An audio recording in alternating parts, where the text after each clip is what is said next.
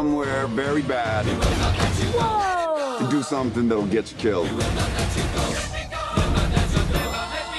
Let's go save the world. I can't wait to show you my toy. Suicide Squad. Now, is this the movie that will turn around, for those who are not enjoying it, the DCEU? Is this the one to be like, we can forgive Man of Steel if you didn't like that one, and we can forgive Batman vs. Superman if you didn't like that one? Is this the one that's going to turn it all around? It's another one that's going to divide fans and critics alike. I want to say I liked it. I liked it. So if you don't make it to the end of this review, just know, like, oh, he's crapping on it right there at the beginning. It's another DCEU failure. I liked it. I liked Man of Steel. I liked Batman vs. Superman. I enjoyed the Ultimate Edition a little bit better. I enjoyed Suicide Squad. Did I love Suicide Squad? No. And I hate to compare it to the MCU, the Marvel Cinematic Universe. And it'll inevitably be compared. And I don't want to be like a Marvel fanboy or a DC fanboy and call it out in the comment section. But you can pick other Marvel movies that have done similar structures. I mean, it's bad guys is the sole focus, so like not similar structures, but you can pick Marvel movies that have done storylines that have unfolded better. But as I've said in other reviews, take a breath, everyone. Marvel makes missteps too. I said that with the Incredible Hulk. I've said it with the Mandarin twist in Iron Man 3. Yeah. Some parts of Age of Ultron. They've made missteps too. So I don't want to say that Marvel is, they've made themselves a proof against making mistakes. They're not mistake proof. Yeah. Just DC, they're still figuring it out. Mm-hmm. So I liked it. I don't know if I loved it. Maybe we'll get an Ultimate Edition of Suicide Squad like Batman vs. Superman because there are probably points that are missing that would explain more. But let's get into quick details. So should we start with the things we liked or the things we didn't like? Do you like the good news first or the bad? I think the bad first. We're going to start with the bad first, and then we'll go with the good stuff. Because the thing is, once we start on that, it's just we're going to get out there. But anyways, the bad thing that I want to start with, and I really hated, was the whole plot of this. How things just pretty much progressed because it was just convenient. It was the whole... we're going to build this team, and then we have the one team member that is super baddest of all of them go rogue and turn bad and become the bad guy. So it's kind of like, what the heck? So there was no threat until you made the team. So it's like, why? Why would you do that? I mean, seriously, there was no thought into, oh, we're going to actually have a bad guy. We're just going to use one of the bad guys that we already enlisted to be the bad guy. So, I don't know. It's just, what do you think of that? It's just crazy. You're speaking about different characters, and I think you can point to some of the characters and be like, that's the strong point. We got Will Smith. It had like a big blockbuster in so long. It's nice to see him back in the leading role. We got Margot Robbie doing her Harley Quinn stuff, and we knew she was going to be a fan favorite from the trailers. And she does Harley Quinn exactly how you want Harley Quinn to be done, and she does that character justice. El Diablo does not get enough praise in the trailers. Oh, definitely. I think he has the most developed character, and you root for him and you feel for him the most.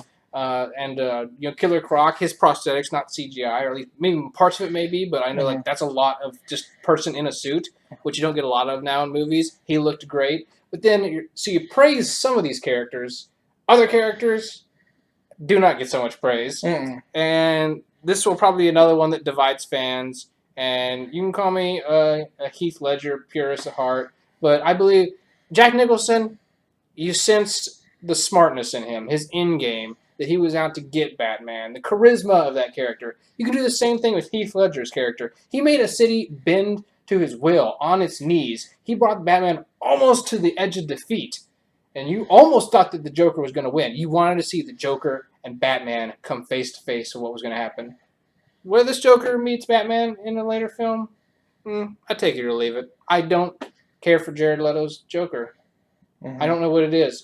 It's too different from any Joker. I don't know what it is. He doesn't wear the Joker outfit. I know he kind of fits in this world a little bit, but I know we're all worried about the tattoos. But like, to the point, like, he has the mouth tattooed right here, is what we're saying. Like, and he holds it up like this, so it looks like he's smiling. I was like, and he has disturbed written here because he's disturbed. Do you get it? Yeah, he has to showcase the fact that he's crazy. And the way that we all saw the metal teeth, but it sort of affects his speech. Yeah, he's And gurgling a lot. he was basically, he wore lots of bling, like you were saying, and he was cool with the jacket.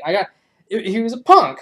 Yeah, I got the feeling he was like a punk or a pimp hanging out at this strip club, and I didn't buy the fact that like he would make Gotham bend to his will, like Heath Ledger. Like Heath Ledger, when he did his Joker, with from the first time he walked on screen with the magic pencil trick, he had that entire room. You could not take your eyes off him, and for the whole movie, you just like, I need more Heath Ledger. I need to see more Joker in this. In this one, when he was on screen, you're just like, get back to the Suicide Squad. And I hate that the fact that when the Joker was on screen, I didn't care how long he was going to be on screen. And then when he wasn't on screen, I'm like, I wonder when he's going to turn up next. I wonder what because I didn't sense anything behind the scenes greater. And I can go on a whole YouTube video about that. But and then Enchantress was the other one, as she was the villain in this one. Her and her brother, and this is another problem with the DCEU, is I don't understand their villains, apparently. I never really have a point in the MCU. I know I'm comparing again. But even in earlier DC movies, like who the villain is, I can kind of pinpoint him out. And I'm no comics expert, but I'm like, oh, I know who that villain is. But like with Steppenwolf inside the Ultimate Edition of Batman vs Superman, I don't know who he was. And short of General Zod, he's the only villain that I recognize. In this one, once again, Enchantress, what's her brother's name? I don't know. Except for Enchantress, what's her name? I don't know. And her final plot is very comparable to Doctor Doom in the Unmentionable Fantastic Four movie. She's building something, constructing something. There's a big circle of shit flying around, but you don't know what she's building. She's apparently building a spell, but it's just you don't know what her end game is. And I like a villain with an end game, and I don't know what she was doing. I don't know why she needed to kill the whole Earth. I get that she's pissed, but apparently that's just motivation enough anymore. Anyway. Keep going. I'm going to keep going about the ending of this movie. And also, the whole bit, every character, they just, I don't know, they did backstories, but they didn't need to do backstories because people should already know what's up if you know DC and stuff. They don't really need to spoon feed us every little detail, because Harley Quinn, yes, we already know. Come on. You just went bit by bit by bit. And then we flashed in the later thing about her some more. It's like, seriously. And then, that was okay, but then there was some just characters that just needed to be on there shorter time. And it's just, Waller was on there more than 50% of the movie. I just thought her character was not needed to be on there. There's just way too much of her, and they focused on her too much. And they also, the good thing I liked about the movie was the characters, they developed certain ones just enough that you actually were invested in them, but then they killed them. So it's kind of like, well, you can't really get invested if you kill the guys I kind of like. So, but that's with any movie, you got to worry about if any of them are going to survive.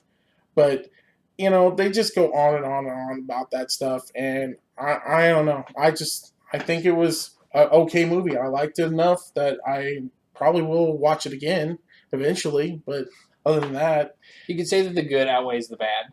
Yeah, and as long as you do that in that movie, then I think you're fine. Yeah. And the problem is they're going to keep comparing it to the MCU, and by default, we can't break out of that mindset. No. But you're comparing it to a franchise that's been going on over 10 years now, and then the DCEU is dealing with different characters. They've set up a different universe. You got to look at, okay, Doctor Strange is just now coming out, and they're introducing magic, and they just brought Enchantress in movie number 3, and they're trying to introduce magic. So it's weird to think that Batman is going to be fighting someone who does magic, because Batman's characters are always so grounded. And then, of course, you have to think that, okay, Superman's out there flying around too, and Wonder Woman's out there doing her thing, and then, spoiler alert, Flash makes a quick cameo in this movie. Oh, yeah. I mean, everyone makes I guess Captain Boomerang is in this movie. See, there's so many members of the Suicide Squad, I'm forgetting some. Katana was in it, Rick Flag, Slipknot. There's such a big group. Yeah, there was definitely. I mean, Katana's character, I mean, I wish they would have done more of a backstory with her because, I mean, they didn't even introduce her until halfway through the movie almost. Yeah, she kind of just shows up. Yeah, she shows up and then they show a scene of her killing people, and you're like, why was she doing that? They don't explain it. And character introductions in this movie are done very strange because at the beginning you're introduced to all the big ones. And it's done in a fun, we compared it to like a rock and roll video. It's Oh, like yeah. there's just like lots of things happening, and then be like a cool freeze frame of the character, and then their qualifications will throw up on screen, and they did that. I thought they would do it from all, so they did it with like Enchantress and Harley Quinn and Deadshot, and then I'm probably missing one. Maybe they did it with Captain Boomerang and did it with El Diablo. Yeah, El Diablo. But then they stopped, and I was like, well, that's weird because I know just from trailers that there's other characters in here. So Katana doesn't get a proper introduction. Slipknot doesn't get a proper introduction. I guess Rick Flag does. But I mean, I can see why Slipknot. He just appears and then he disappears as fast because every Suicide Squad version has that one member who tries to escape, and then they meet their ultimate fate. And if you know anything about the Suicide Squad, you know what that ultimate fate is. But he was going to be, and we can kind of guess that from the trailers. It was kind of like his character wasn't even needed. Yeah, I mean, they pretty much he had like 2 seconds. 2 lines? Yeah. It was like 2 lines of dialogue and a head nod, maybe. Anyway, that's specifics of the movie. So I think we pretty much summed it up. The certain character development, good. Other character development, bad. Action, really good. Some action, decent. For a DCEU movie, it ranks on par with Batman vs. Superman. As a movie, there's other ones that were better this year. There were a lot of ones that were shittier this year. So I think we did right. I think we kind of landed on the B range. Yeah, so B. I'm just going to put it right in the middle because it's probably a day of the week question. If I'm feeling more Suicide Squadish, I give it a B+. If I'm not feeling because you're going to be kind of feeling this movie. So we'll just put it right there, smack dab in the B range. That's it for Suicide Squad. We got one more comic book movie this year, and we'll see how Doctor Strange finishes us out. The DCEU, I imagine they'll course correct some things with Wonder Woman, as it looks like a different tone, a different color palette. Everything's so dark. Zack Snyder saturates everything. This movie was night all the time, for the most part. So it'll be nice to see a different director's take that's not always so bent on darkness for Wonder Woman. Oh, yeah. So I'm excited to see where the DCEU goes. It's still alive and well. They're not going to scrap everything now and be like, well, let's cut our losses. Marvel wins. No. They're going to go right on ahead. They're going to move right into their Justice League. We're going to get our Flash. We're going to get our Shazam movie. So let's go on this adventure with them. Go out, check out Suicide Squad. There's something in it, so you'll enjoy it. But it just depends on which degree you will enjoy it, but you won't hate it. So go out and check out Suicide Squad. We'll catch you next time right here on Red Reviews.